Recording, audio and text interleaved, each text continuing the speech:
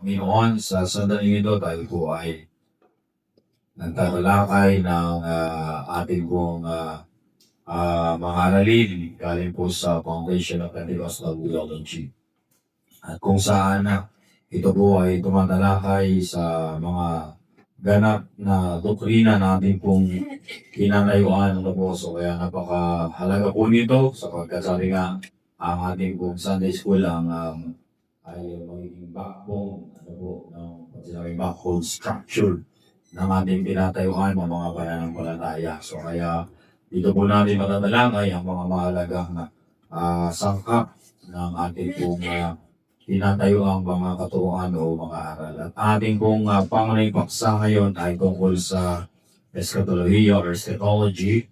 May kaugnayan po ito sa doctrine of the last things, doktrina ng ang mga huling bagay. Okay, so tayo po ay nasa baksahin natin ngayong kung umagang ito, ang ikalawang pagdating ni Kristo or the second coming, ang muling pagbabalik ng ating Panginoon, the second coming of Christ. So dapat ito maliwanag sa atin.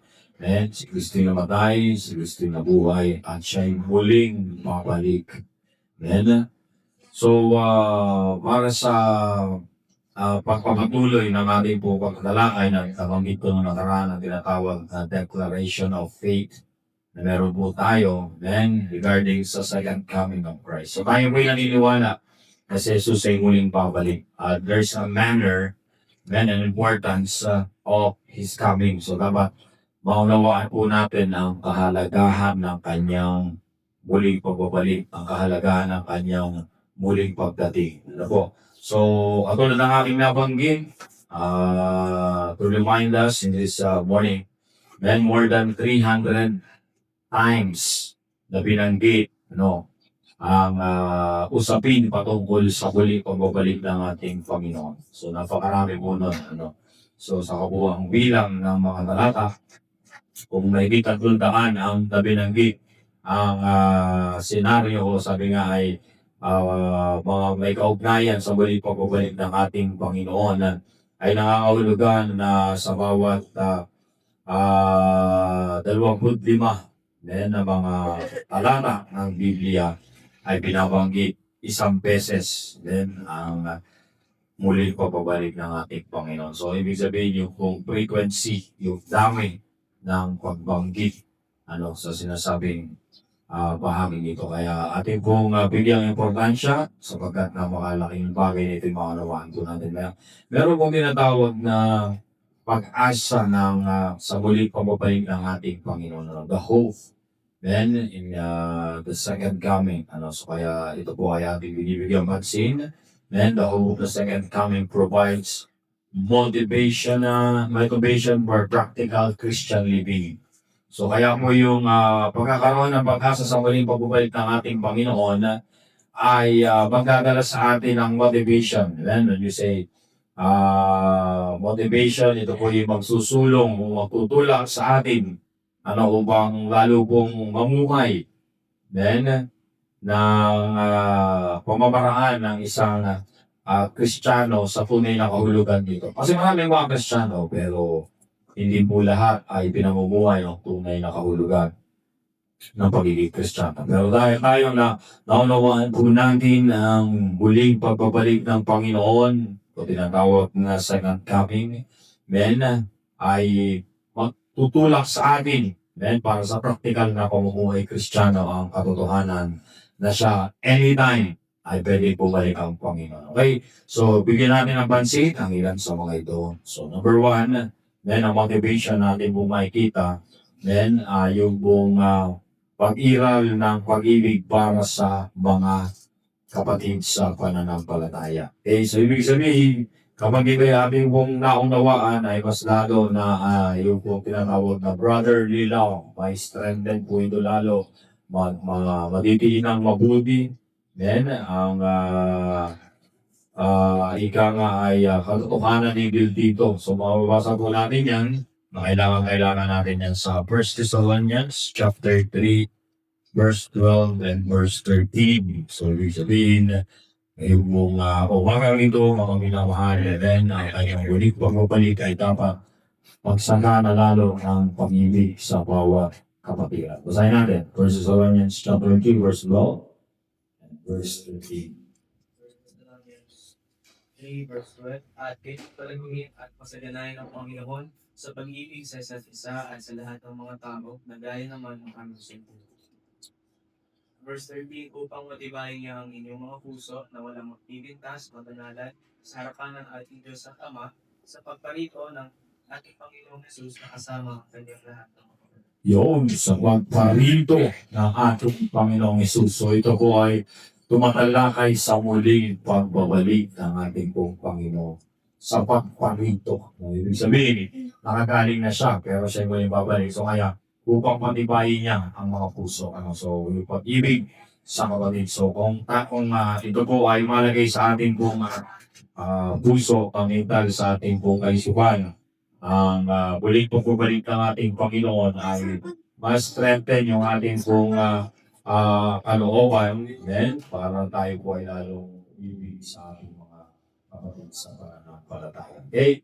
Ganon din, another motivation, and then sa katotohanan na muling babalik ang ating Panginoon, then ay tayo po ay magpupumili para sa kabanalan. Ibig sabihin, mamuhay na merong kabanalan. Sapagkat kung anytime tayo bumalik ang ating Panginoon, ibig sabihin, magkakaroon tayo ng readiness, kahandaan, then upang mamuhay na may kabanalan at malayo sa anumang mga kasalanan. Romans 13, verse 12 hanggang sa verse 14 ay mababasa po natin ang mga talata nito. Romans 13, verse 12 hanggang verse 14. Romans 13 verse 12, ang gabi ay noong malapit at ang araw ay malapit na. Iwaksingan natin ang mga gawa ng katiliban at ating isbat ang masandata ng kaliwanagan. Verse 13, magsilakan tayong magingin gaya na sa araw, huwag sa katakawan at paglalasing, huwag sa kalibugan at sa kahalayan, huwag sa mga pagkakapalit at pagkakaingitan. Verse 14, kundi bagwas isakpan niyo ang Panginoong sa Kristo at huwag niyong paglaanan ang laman upang masunod ang mga kahalayan noon. Yun. So, binabanggit dito yung mga gawa ng laman. And then, yung lahat ng mga bagay na may kaugnayan sa kasalanan. Sa paghantay sa muli pagpapalit ng ating Panginoon, kailangan na paipamuhay mo natin.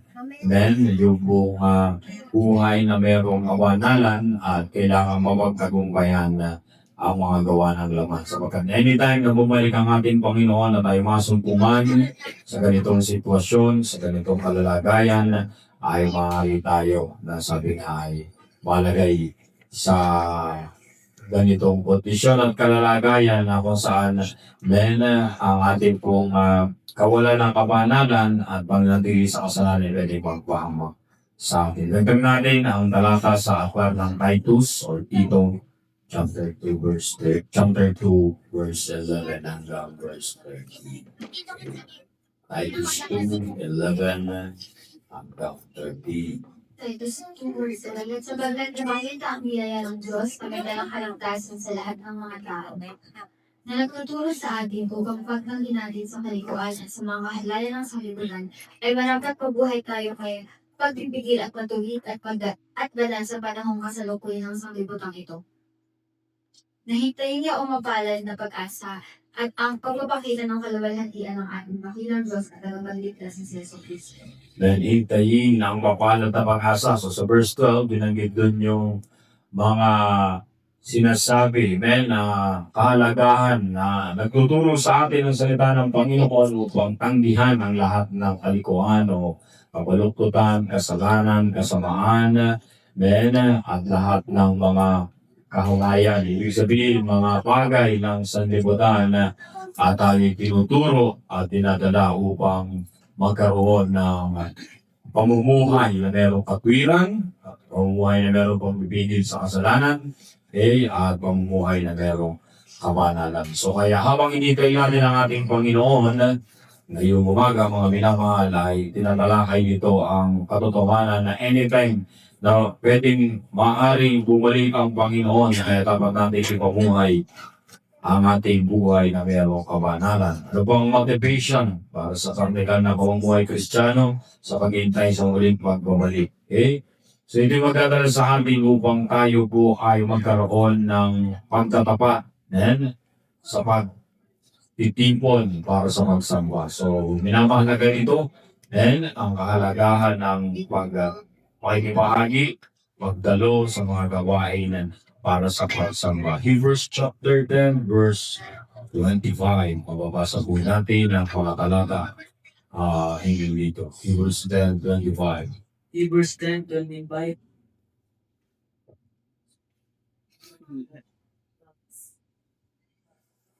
Na huwag natin pabayaan ang ating pagkakatipon na gaya ng ugali ng iba, kundi mga aralan sa isa't isa, lalo na kung inyong namamalas na nalalamig ng atin. Okay, thank you. Salamat sa buti at biyaya ng Panginoon. Amen. Na sabi rito, nalalapit na ang araw.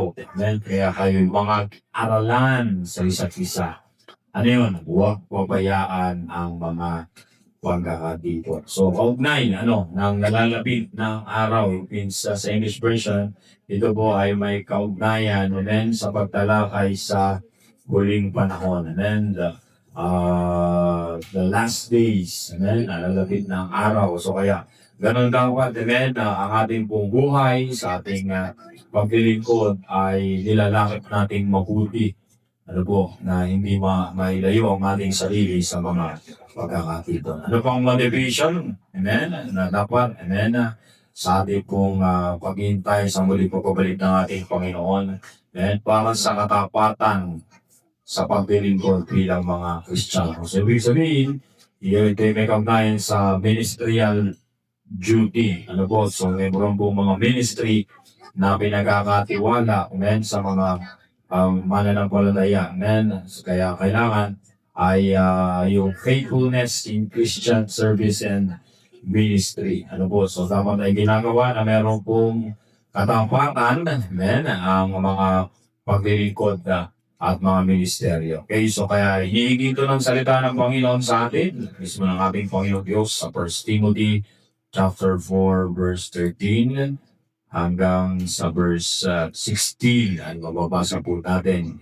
Then, ang pagnalayas ng ating Panginoon. 1 Timothy 4:13 hanggang 16. Okay, so ating basahin sa kasunod. Unang Timoteo 4, talata 13.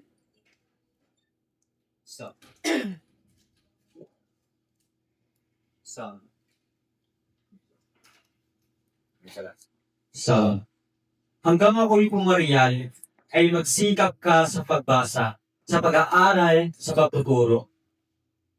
Huwag mong babayaan ang paloob na nasa iyo, na sa iyong ibinigay sa pamamagitan ng hula, na may pagpapatong ng mga kamay ng kapulungan ng mga presbitero.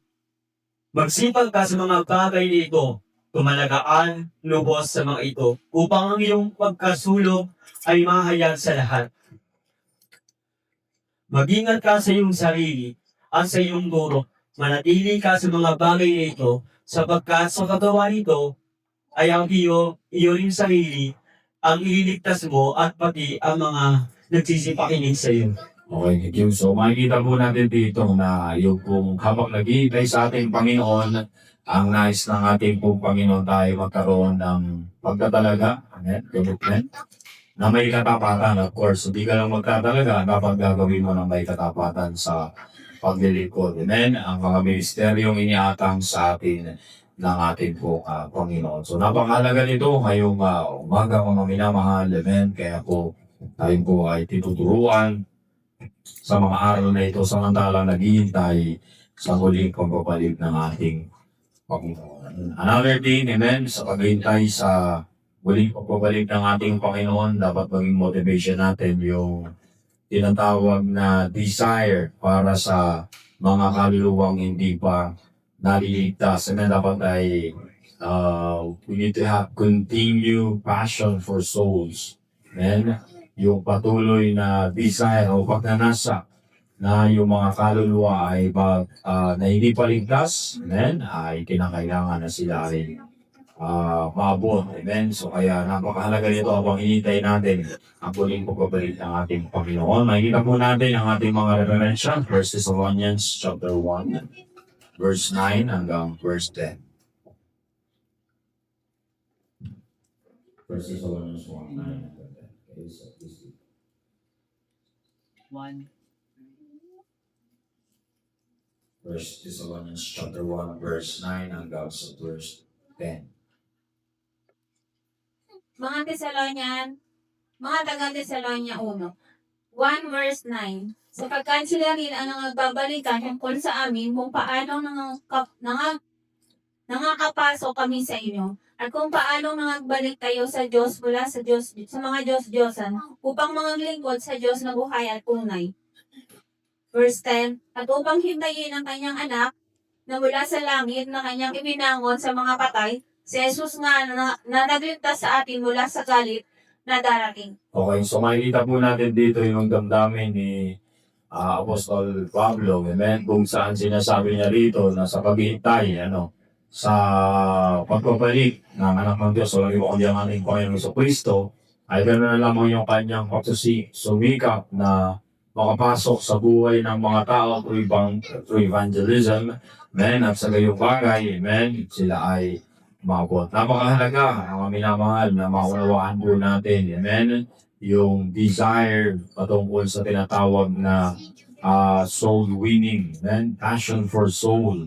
Habang hinihintay po natin ang ating Panginoon, amen, ay magkaroon ng desire ang ating puso, amen, sapagkat kapag nangyari ito sa mga panahon, amen, na hindi nasa maraming mga papahamang, pero at least kahit paano, kung tayo po ay naghihintay sa pagbabalik na ito, at least kahit paano may mga taong maging bahagi ng ating personal na buhay, then upang ang mga kaluluwang ito ay mga ligtas. Okay, so napakahalaga ng huling pagparito ng ating Panginoon, amen, sa iglesia mismo in general, Universal Church, amen, ang tinatawag na Bride of Christ, kasintahan ng Panginoong Jesus, na tinatawag itong mapagpalang pag-asa. Amen? So kaya, blessed hope. Ano po ang tawag po natin sa muling pagpabalik ng ating Panginoon, inasahan ng iglesia. Amen? Ang isang blessed hope. Maluwalhating pagpapakita ng dakilang Diyos o tagapagligtas na ating Panginoon Diyos. Binasa natin kanina ang talatang ito sa aklat ng Titus chapter 2 verse 13 na tayo naghihintay ng maluwalhating pagbabalik ng ating Panginoon. Ngayon ay pag-usapan natin yung tinatawag na kalikasan, nature ng kanyang muling pagbabalik. Ano po? The nature of His coming. So when we say nature, ano yung paano ito mangyayari? Amen? And how are we to understand the terms of coming? In what manner will Christ come? Amen?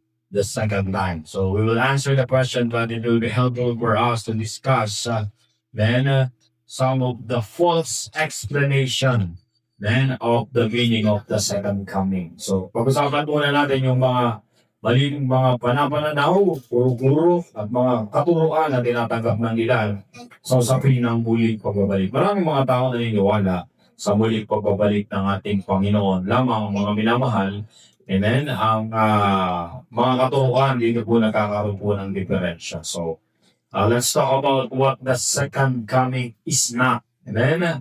Pag-usapan natin yung muling pagbabalik na hindi ito yung tunay na kahulugan muna, yung mga mali-maling mga pananaw at mga pagtuturo. Okay? So, kasi merong nagsasabi na ang muling pagbabalik ng ating Panginoon, quoting from the scriptures, kumuha din sila ng mga tala sa Biblia, pero yun nga, hindi yun yung akma na mga turo. So, second coming is not the death of the believer. Hindi kapag namatay na ay ang mga mananampalataya, yun na ang muling pagbabalik ng Panginoon sa buhay nila. Kasi, meron kasing sinabi si Apostol Pablo, amen, na kapag ang katawan ay namatay ay mapapasa piling na ng Panginoon. So kaya sa kanilang pananaw ay yun na yung pangalawang pagparito ng Panginoon. Ano po? So it is not. Hindi po pag namatay ang mananampalataya, ayun na yung pangalawang pagparito ng Panginoon. Christ's coming is at our resurrection, not at our death. So maliwanag ito, ang muling pagkabalik ng Panginoon ay sa muling pagkabuhay ng mga patay. Amen. Kung paano siya namatay mula sa namatay at muling nabuhay mula sa mga patay. So, ang kanyang pagbabalik, ang isang indication nito, lahat ng mga taong namatay ay mabubuhay sa kanyang muling pagbabalik. So, kaya hindi kamatayan. Amen. It's not the death of the believer. That is the believer's departure to be with Christ. Amen. Ang kamatayan ay ang kanyang pagtungo. Amen. Ng kanyang kaluluwa patungo sa ating Panginoon. But and then not his coming for the believer. So it's on another side dito, amen, na ang tao kapag namatay, siya pupunta sa Panginoon. Pero second coming, amen, magkakaroon ng resurrection at magkakaroon ng pagtatagpo sa pagitan ng Panginoon at ang mga taong namatay in unification, yung unity. And then pag-unite ng katawan at ng kaluluwa. So ibig sabihin, ito po yung indication ng pagbukas ng mga libingan. Okay, so kaya death is not, then the death of the believer is not the second coming. Another thing, Christ's second coming is not the coming of the Holy Spirit on the day of Pentecost. They believe na ang pagbaba ng banal na spirito, pinapalagay ng ilan na ito yung muling pagbabalik. So kaya which is ito po ay very contradict dun sa sinabi ng Panginoon sa John chapter 14 verse 16. Okay, so mababasa po natin dito na ipapadala ang isa pang mga alil. Okay, another comforter. Amen, basahin po natin sa John 14:16. John 14, verse 16. At ako'y dadalangin sa Ama at kayo'y bibigyan niya ng ibang mga mag-aaliw upang siyang sumainyo magpakailan. Okay, upang at kaibigan niya ng ibang mang-aaliw. Okay, so comforter, another comforter. So we must understand, amen, that his coming and the comforter will not be identical. So bagamat sabi nga, ang Espiritu Santo ay magsasalita ng lahat ng patungkol sa ating pong Panginoong Hesus. Hindi siya magsasalita para sa kanyang sarili. Then, kundi ang lahat ng referensya ng Espiritu Santo ay upang ma-magnify, may pakilala, ma-exalt ang pangalan ng ating pong Panginoong Jesucristo. So, but then again, we must understand, and then most of the references to Christ's coming were written after Pentecost. So kaya hindi ito yung muli pagbabalik sapagkat ang karamihan ng sulat ng referensya patungkol sa muli pagbabalik ng ating Panginoon sa inay sulat after nung pagbaba ng banal na Espiritu araw ng Pentecostes.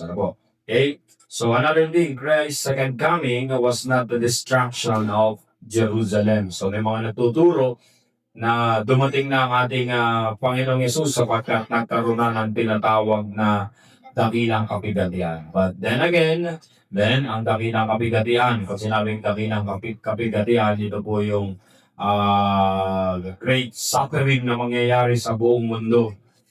Amen, sa pagbabalik ng ating Panginoon dahil sa pagbangon ng Antikristo. But dapat nating maunawaan, mga minamahal, yung pong destruction na nangyari sa Jerusalem in 70 AD. Then the destruction of Jerusalem by General Titus, something referred to as type of latter-day events during the tribulation. Then, so yun yung pananaw nila dahil nasira yung templo, nawasak na yung templo, at yun yung indicator ng iba, ang papabalik ng ating pong Panginoon. But there was no coming of the Lord to catch up. This church that happens simultaneous with the event. Ibig sabihin, ang church ay existing pa rin hanggang ngayon, ang iglesia ng ating pong Panginoon. That's why we are still waiting, sa muling pagbabalik ng ating pong Panginoon. The destruction of Jerusalem, ang pagkawasak ng Jerusalem noong 70 AD under General Titus, ay nagpangalat sa lahat ng mga Israelita. 70 AD, para magkakaroon ng konting background sa history, noong 70 AD na nawasak ang Jerusalem, ang mga Israelita ay nangalat sa iba't ibang mga tao. All the way from Europe, Africa, even sa Asia, even sa part ng Asia. At kung mapapansin mo, sila lang ang bansa, ang Israel lang ang bansa na sinakop pagkatapos pinaalis sa sarili lang bansa lahat ng mga tao. And to make it more logical, ang bansang Pilipinas ay nasakop ng Espanya, pero hindi tayo pinalis sa sarili nating bansa.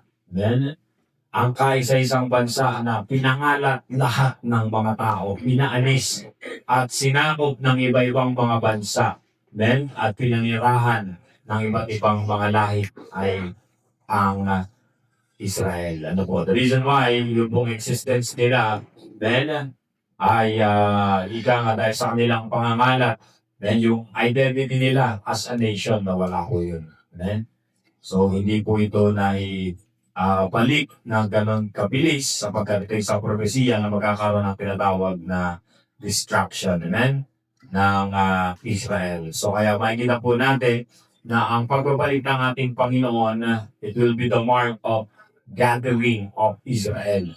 So kung yung nangyari ng 70 AD, then ay pangangalat ng mga Israel sa lahat ng mga bansa. Ang pagbabalik ng ating Panginoon naman ay pagtitipon sa lahat ng mga nangalat.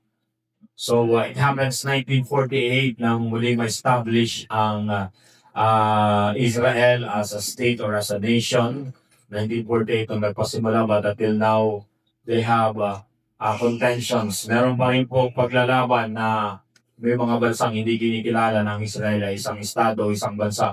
Although technically, ito po ay kinilala ng mas maraming bansa, which is ang Pilipinas ay isa sa mga bumoto, kung sabi nga ay nagpasya na consider na muli ma-establish ang bansa ng Israel. Way back 1948, nagsimula ito, amen, but hindi pa yung kabuuan ay nasasakop ng napapanahanan ng mga Israelita, kundi may mga lugar masako pa rin ng ibang mga bansa, which is supposed to be, yun ay dapat yung lupang pangako ay ma-occupy nila, but until now ay ang diretsong digmaan, amen, sa pagitan ng Israel at sa mga neighboring countries nila, amen, sapagkat yun nga, kailangan mangyari patupad yung nasa kasulatan na muling magkagather ang Israel at sa bansang yaon, amen, na kung saan sinabi ng Panginoon matitipon ng lahat ng mga Israelita. So it means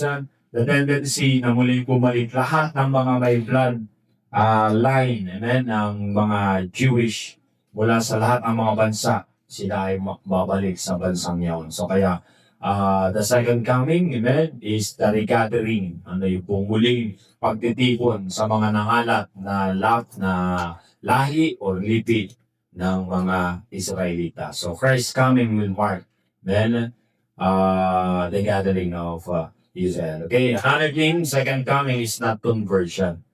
Okay, so hindi ang muling bumabalik kasi may naniniwala na mga katuruan na kapag ang isang tao ay na-convert, and then, ang sabi ng Panginoon, ang paghahari ng Diyos ay nasa inyong mga puso. So, upon conversion, then, di na yung paghahari ng Diyos. Ano? So, kaya may mga palapalagay at paniniwala ang mga tao na gano'n yung kanilang pananaw. If this were true, then His coming would not be a second one, but a billions. Then, kasi, or billions, we can say, kung bilyon ng mga pagsasampalataya sa ating Panginoon. Kaya ang pagbabalik ng ating Panginoon, amen, dapat paliwanag ito ay isang pagkakataon, amen, na kaganapan. Hindi siya paulit-ulit na mangyayari, kundi ito ay isang event na ang lahat, amen, ay masasaksiyan ng pagbabalik na ito. Okay? So kaya may pananaw din na ang Panginoong Hesus ay nagbalik na noong 1914, World War I. Amen. So, yun ang panahon ng pagbabalik ng ating Panginoon sa palagay ng ilan ng mga nagsisipagturo at ang pagkahari ng Diyos. Amen. In literal reign of Christ, yung literal na pagkahari ng Panginoong Hesus sa kanilang pananaw ay nagaganap na ngayon at ito'y mga susumbungan sa mga kingdom hall. ng Jehovah's Witnesses. Ano, kasi sila naniwala sila no 1914 ay bumalik ng Panginoong Hesus. Amen? But that is contradictory dun sa sinabi ng Panginoon na magkakaroon ng 1,000 years peace sa Israel, pero makikita po natin hindi nangyari. So it means ang kanilang pananaw ngayong 1,000 years na yun ay mangyayari without literally reigning men in Jerusalem. So walang paghahari na mangyari ng budi. Mangyayari ang paghahari ay sa mga puso ng mga tao, samantalang nagtitipon ang mga tao, amen, sa tinatawag na kingdom of death. But that's false. Ano, hindi po hindi pa bumabalik ang ating Panginoong Hesus, hindi pa nangyayari ang balik pagbabalik. Noong 1949, kanilang sinabi na bumalik ng pat. How would you say na ganun kung ang Israel ay still existing ba rin, men, at hindi pa nagaganap yung mga dapat paganap. And by the way, regarding ko, pagkatalakay na natin sa susunod na isa sa palatandaan na ang Panginoon talaga ay narito na yung kanyang muling pagbabalik. Ang isang indicator dito, maging maliwanag sa inyo, sa ating lahat, na yung pagtatayo ng templo ng Israel ay isa sa indicator. So, pero ngayon, walang templo ang Israel. Then, ang nandun lang yung nadabing pagkawasak ng templo way back 70 AD nung winasak ang lang, hindi pa ito na itatayo.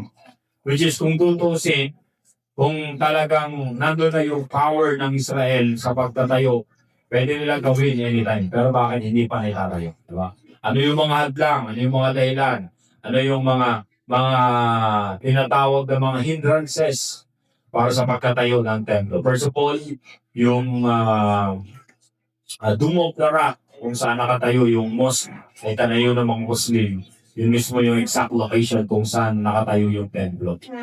At may mga pag-aaral na nasa ilalim ng Dome of the Rock, sa ilalim nun, yung nasira tawasan na bahagi ng mga templo ay naroon pa yung mga labi or remains na pinapaliwalaan ng marami na sa pagtatayo ng templo ng Panginoon, templo ng ating Panginoong Diyos, ay doon nilalagay mismo sa exact location na kung saan tinayo rin noong panahon ni Solomon, amen, at natayo sa muling na-reconstruct sa panahon ni Zorobabel, and then for the third construction sa panahon ni Herodes, the same exact location, amen, ay doon din muling itatayo yung templo ng para sa Panginoon. And by the way, yun ang indicator ng pagbabalik ng Panginoon dahil ang Antikristo ay gagawa ng alapastangan ng walang pangalawa. Ibig sabihin, ito po yung tinatawag na grabing blasphemy ang gagawin ng Antikristo sa templo. Pero wala pa yung templo, diba? So it means wala pa yung Antichrist, hindi mo pumabalik ang ating Panginoon. So kaya maliwanag ang history, men, at mga events na nangyayari sa ating pong bansa ay yan po yung mga timetable o time clock ng ating pong kasaysayan at even mangyayari sa inaharap. Okay?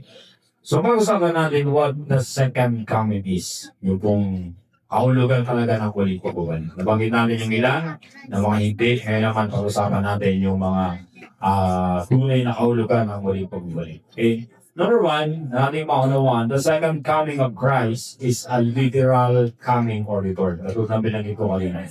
Hindi lang spiritual. Hindi ito parang, hindi natin makikita yung manifestation, hindi natin makikita mismo yung paghahari ng Panginoon. So, it is a literal coming. So, yun talagang makikita ng lahat ng mga tao ang kanyang muling pagbabalik. And since the second coming, it is the second one. So, we can say na pangalawang pagparito sapagkat yung pong ministry ng Panginoong Hesus as the Son of God, bilang anak ng Diyos. So yung first coming niya, yung kanyang pamumuhay dito sa lupa, pagkamatay at muling pagkabuhay. Pero yung kanyang muling pagbabalik as he return, then it will be as literal as the first coming. So kung paano literal na pumarito ang Panginoon sa pagitan ng conception, virgin, tinatawag na virgin birth or yung pong conception and then supernatural conception, pinagdalang tao siya, then sa angat kalikasang kaparaanan. Amen. And there is no evidence in the scriptures that Christ's return, which He Himself promised, would be a figurative one. So when we say figurative, hindi literal. Ano po? So kung di Marcos, ang sinasabi na salita ng Panginoon, literal na pupunta ang Panginoon in all of His glory and in all of His presence. Amen? So the Old Testament has more reference to Christ's second coming than to His first. Katunayan, mas maraming tala sa lumang tipan ang sasabi at nagpapahiwatig ng kanyang muling pagpabalik kaysa sa kanyang unang pagparito, yung kanyang kapanganakan. Ano? So may mga referensya ron, pero in comparison sa sinasabi ng mga Old Testament reference po natin, mas marami ang pagtatalakay sa kanyang muling pagbabalik. And then later matatalakay po natin yung mga verses then regarding po dito. Okay, so makikita po natin, prophecy of His first coming were fulfilled literally. Nangyari talaga yung mga propesya, ipapanganak ang isang sanggol, it happens, and then ang isang dalaga, overhand, walang asawa, and then, which is sa katawan po ni Maria, nangyari po yun. And then, lahat ng mga propesya patungkol sa pangyayari kung kailan siya mamamatay, okay, so yun po ay nakatalaga. Kung anong araw, then, at anong celebration, kapistahan, then, so lahat po yun ay nakatala at nasa timetable ng ating Panginoon. By the way, pag pinag-aralan po natin, yung siguro matapos natin ang Pentecostal theology, yung mga ibang mga mahalaga pang events regarding sa festival na isa sa mga timetable ng ating Panginoon. Later siguro, pa-discuss po namin ang maganda po ng mga topic na yan. Okay? So, there is no doubt that the promises concerning the second coming will be fulfilled literally. So, ibig sabihin, magaganap, makikita, literal, then, na makikita ng lahat ng mga mata ng mga tao. So, sa Revelation chapter 1, verse 8. Okay, so let's see sino kasunod na babasa. Revelation chapter 1. Okay, so 7 and 8. Okay, so tingnan natin. Verse 7 muna. Revelation chapter 1, verse 7.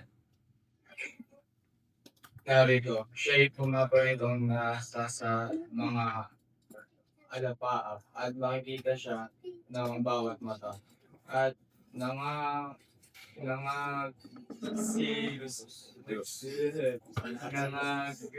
silos sa kanya at ang lahat ng mga angkan sa lupa ay magsisitagoy dahil sa kanya. Gayon din siya tawa. Okay, verse 8.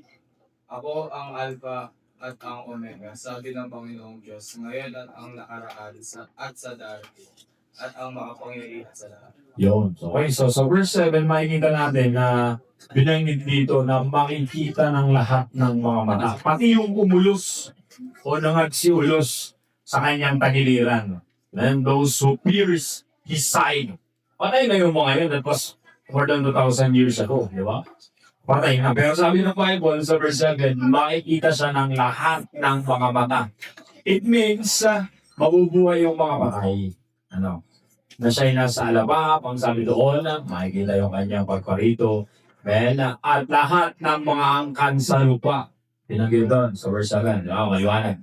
So, lahat ng tao na nabuhay ay makikita ang Panginoon kasama lahat ng mga namatay. Bawat mata, lahat ng angkan sa lupa ay magsisinagoy. So, basically, technically, ito po ay sa panahon ng pagbabalik niya, yung second part ng kanyang muling pagbabalik. Kasi yung first part niyan, yun po yung rapture of the church. This later on, patatalakay natin. But this one, ito po yung tinatawag na final judgment na makikita ng lahat ng mga tao na hindi sumampalataya. So yung first part ng kanyang muling pagparito, which is the rapture of the church, ang makakakita lang doon ay mga mananampalataya. Ano po?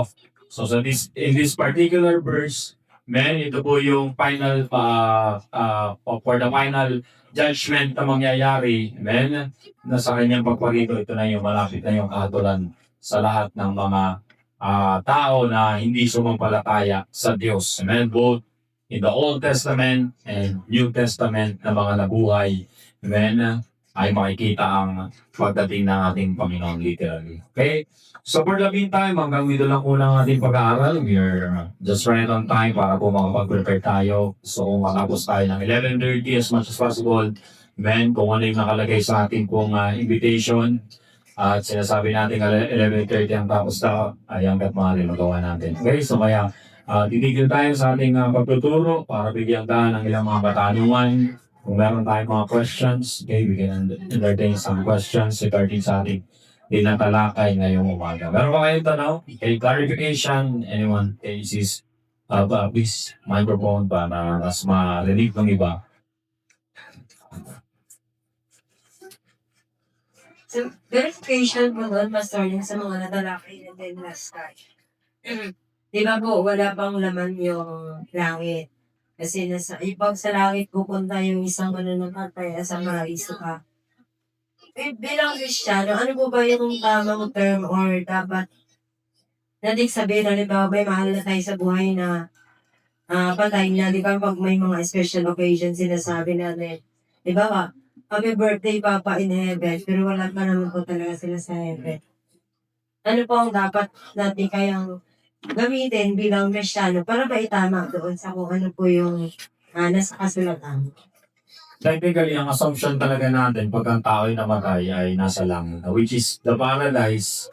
Dahil ito ay nasa taas, sabi ng Panginoon, di ba sa ating kinalakay ng last na dinala ng Panginoon yung mga namatay mula sa ilalim at siya yung makiat pa itaas.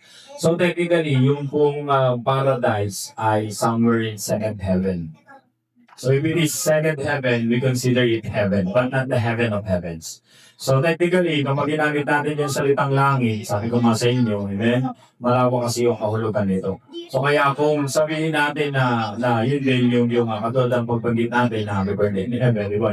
Which is usually, dahil sa naniniwala tayo na sila ay naroon sa piling ng ating Panginoon Jesus. May nagsabi ng isang ganito na isa sa ating mga leaders, ng ating pastor. Amen. Kung nasa ng presensya ng Panginoon, parang langit na yan. I mean, not technically yung mismong pangako ng Panginoon ng pagbaba ng bagong langit at lupa. Pero alam natin, kung saan naroon ng Panginoon, yun yung larawan, o sabi nga ay katotohanan na yung mararanasan mo sa langit ay naroon sa presensya ng Panginoon. So kaya, I don't think na ito ay mali talaga. Sapagkat sabi ko nga, ay we can even fall considered na yung lugar na nabuntahan niya, di ba, na binanggit niya sa Corinthians na hindi maisaysay ng labi, ng pananalita.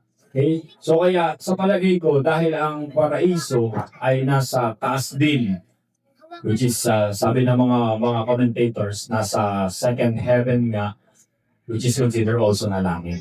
Kaya lang, sabi ko nga, isa sa ating pagbibigay linaw, nabababa ang isang bagong langit at bagong lupa. So, ibig sabihin, yung second heaven na yun ay possible na alisin ng Panginoon para ilagay uli yung bagong langit at bagong lupa. So, in terms, dun sa tinatawag ng mga terminolohiya, kung pwede ba natin baguhin pa yung mga kinaugalian na kinasanayan na actually kahit hindi na kasi at the end of the day, yun pa rin yung final destination natin. So, yung tinatalakay kasi natin, intermediate lang na kalalagayan. So, kaya tayo, pag tayo nangaral, pinapangaral din natin, hindi tayo nangaral ng intermediate na state sa mga unbeliever, right?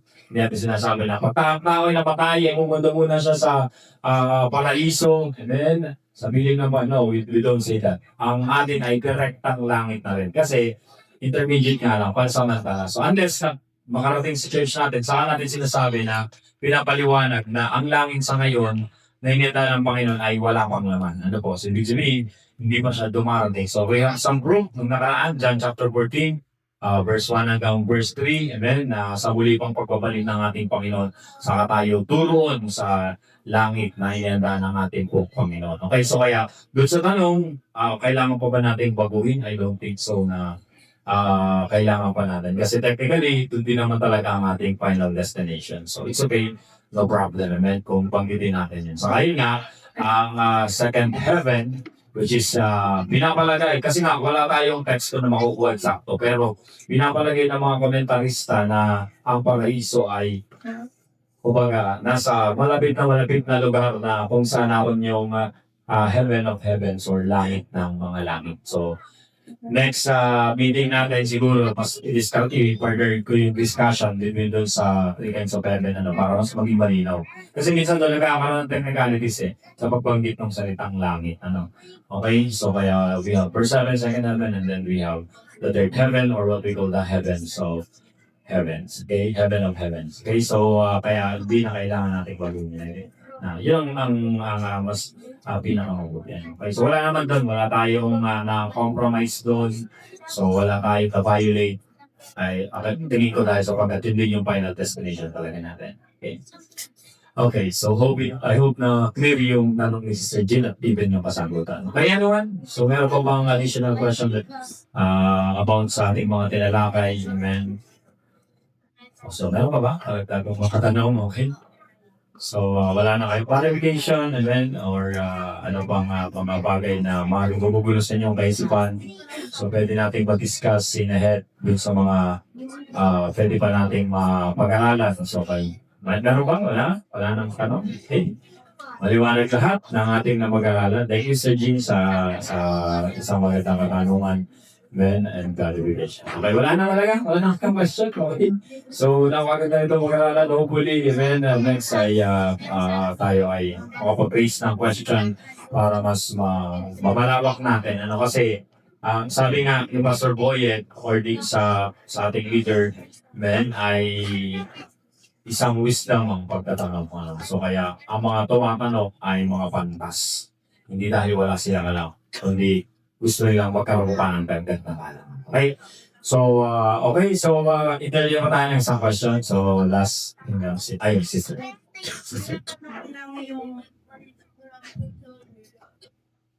Tanong ko lang, siyempre, bilang Kristiyano, pag may tayo, siyempre, kakalalasan ng mga Katoliko.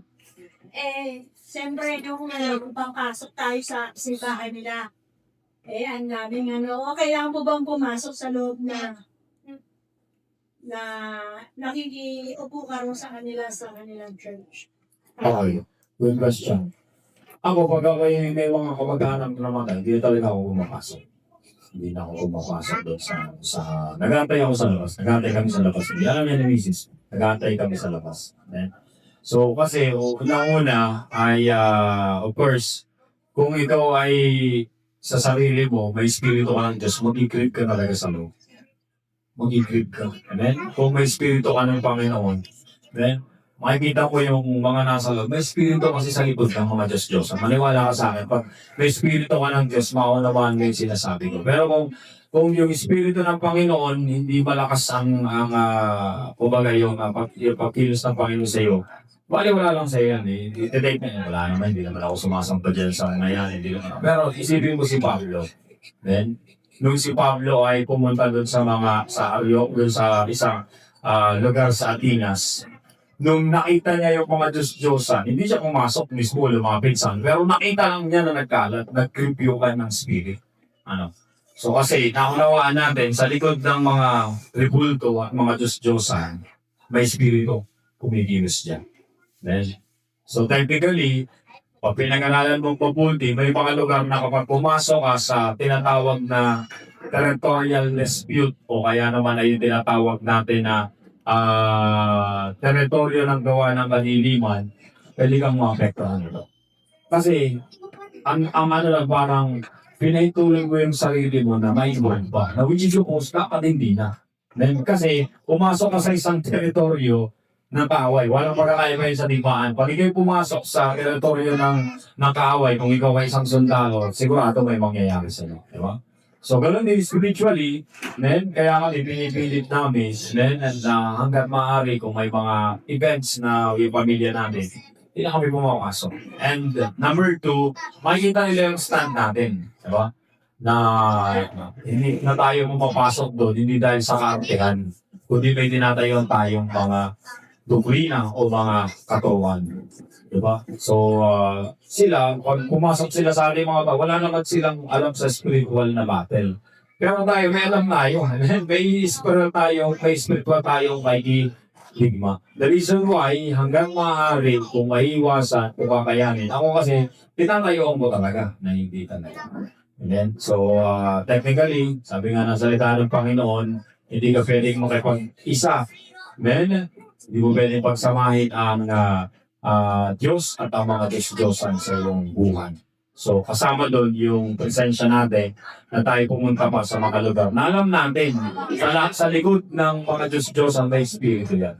Maniwala kayo sa akin, may mga Espiritu sa likod ng mga Diyos-Diyosan. Mukha lang wala, di ba? Sa personal, physical nating paningin, walang umiiral, pero sa spiritual na dako na hindi kayang makita ng ating mga mata o paningin, sigurado merong spiritual na pag-gifts dyan. Hindi yan i-condemn ng Panginoon kung walang espiritu dyan. Diba? Kaya kinokondemn ng Panginoon ang pagsamba sa mga Diyos-Diyosan. Okay? So, kaya hindi tayo ng iba. So, hopefully, maliwanag ito. Amen? So, natasa oras na tayo. So, next, isulat nyo lang ibang mga tanong. Next Sunday, mas habaan natin ang ating question para po sa ating mga pagtatalakay. So, let's all stand up and let's pray. Okay, so Brother AJ, tayo manalangin. Isa pa, punin natin, sabay natin ating Panginoon. Hallelujah!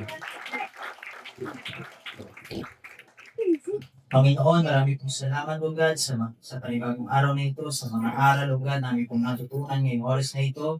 Tuloy kong dalangin, O God, ito po'y magamit namin, O God, bilang pundasyon, O God, ang aming pong pananampalataya sa iyo, O God. At hindi, Panginoon, sa aming pong susunod na gawain, tuloy na rin po kaming samahan, pagtagumpay, muli mo kaming kausapin ng iyong mga salita, Panginoon. Kailangan po kaming pong panalangin ng Diyos sa pangalan ni Jesus. Amen. Okay, so yung mga bata natin, 12 years old, pababa, ay ating ipag-pray, amen, ang ating mga kids, ang ating mga kabataan. Okay, sa lahat ng 12 taon, kung hindi ka pa 13, again, you're not 30, then you're 12, amen? Kung hindi ka pa nagpe-birthday, kung bukas pa ang birthday mo, 12 ka pa rin, bukas ka pa 13. Okay, so technically, ay kasama ka sa ipag-pray na. Okay? So please, come forward lahat ng ating mga bata. I-bless natin ang mga bata ito. Kalusugan, yakasin natin. Praise God. Okay, sige please, come forward. Lahat ng 12 years old. Lahat ng 12 years old. Okay, lahat ng 12 years old. Sige dito, lahat ng 12 dito lang rin natin. Kung hindi ka ma-30, ikaw ka malak dito. Okay, sige, dito lahat. Sige, pag-pray natin ang blessing ng Panginoon sa mga kanila. Unang kami natin away sa unahan. Pagpalain natin ang mga batang ito. Mamanala, makamangyarihan sa lahat. Salamat po Diyos sa kabutihan mo sa buhay ng mga batang ito. Panginoong Diyos na hindi na ako sa iyong gawain. Dalangin namin, Panginoong Diyos, na ikaw ang magbigay ng paglingap pa. Ganun daw kapala sa kanilang buhay, kalusugan, kalakasan sa kanilang pangatawan. Karunungan at kaalaman na nagagaling sa iyong Panginoon. Bigyan mo sila ng pagkaunawa, katalinuhan, Panginoon, maging sa kanilang mga pag-aaral. Ganun din provision sa kanilang mga pangailangan sa pagitan ng kanilang mga magulang, Panginoon Diyos, pagpalain mo ang kabuhayan ng kanilang mga magulang, mga guardians na nagpapantay at nag-iingat sa kanilang Diyos. Sagit sa lahat, dalangin namin ang pananatang kung ilagay mo sa kanilang mga puso, lumakat sila sa mga pangantunan ng isalita sa gabay at buhay ng banal na Espiritu. Salamat, Panginoon, ang iyong bendisyon at iyong paspas na aming hinihingi. Iwanan mo nga sa mga batang ito itong aming dalangin sa pangalan ni Jesus. Amen. Labanan natin, Panginoon. Amen.